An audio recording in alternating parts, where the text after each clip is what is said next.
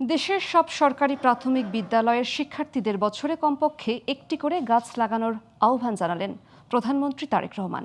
একই সঙ্গে পরিবেশ সুরক্ষা ও সবুজ বাংলাদেশ গড়ে তুলতে শিশুদের ছোটবেলা থেকেই বৃক্ষরোপণে উদ্বুদ্ধ করার উপর গুরুত্ব দেন।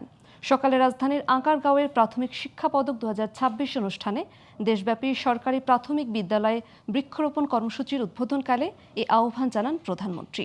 বিস্তারিত আলাউদ্দিন আল আজাদের প্রতিবেদনে। বিসমিল্লাহির রহমানির রহিম।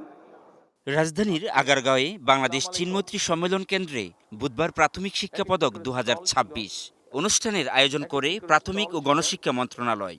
এ সময় দেশব্যাপী সরকারি প্রাথমিক বিদ্যালয়ে বৃক্ষরোপণ কর্মসূচির উদ্বোধন করেন প্রধানমন্ত্রী তারেক রহমান। আমাদের দেশকে করতে এ সময় প্রাথমিক শিশুদের স্কুলে বা বাড়ির আশপাশে প্রতি বছর একটি করে গাছ রোপণ করার পরামর্শ দেন প্রধানমন্ত্রী। পাশাপাশি গাছ মানুষের কি উপকারে আসে এসব বিষয়ের বর্ণনাও দেন।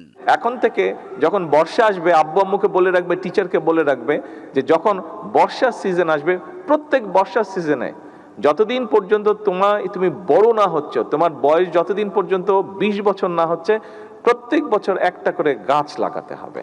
গাছ ছায়া দেয়া ছাড়াও পরিবেশ রক্ষার জন্য কতটা প্রয়োজনীয় তাও শিশুদের সামনে তুলে ধরেন। তোমার যেরকম বন্ধু আছে, গাছটাও তোমার মতন বন্ধু হবে। যখন অন্য বন্ধুরা তোমার সাথে আসবে, গাছতলায় বসে গল্প করতে পারবে, গাছতলায় বসে বই পড়তে পারবে, গাছতলায় বসে তোমরা বিভিন্ন অনুষ্ঠানের প্রিপারেশন নিতে পারবে। এই যে গান করলে, এখানে নাচ করলে, কবিতা আবৃত্তি করলে, এরকম অনেক ইভেন্ট তোমরা গাছতলায় বসে করতে পারবে। শুধু তাই নয়, যখন গরম পড়বে তখন গাছের বাতাসে কিন্তু দেখবে খুব শান্তি লাগবে, খুব আরাম লাগবে। সবশেষে শ্রেষ্ঠ শিক্ষার্থীদের হাতে প্রাথমিক শিক্ষা পদক 2026 তুলে দেন সরকার প্রধান। উপস্থিত ছিলেন শিক্ষামন্ত্রী আ.ন.ম এহসানুল হক মিলন ও প্রাথমিক ও গণশিক্ষা প্রতিমন্ত্রী ববি হাজ্জাজ সহ অনেকে। আমরা শুধু এই কয়েকজনের মধ্যে না। আলাউদ্দিন আল আজাদ, গ্লোবাল টেলিভিশন, ঢাকা।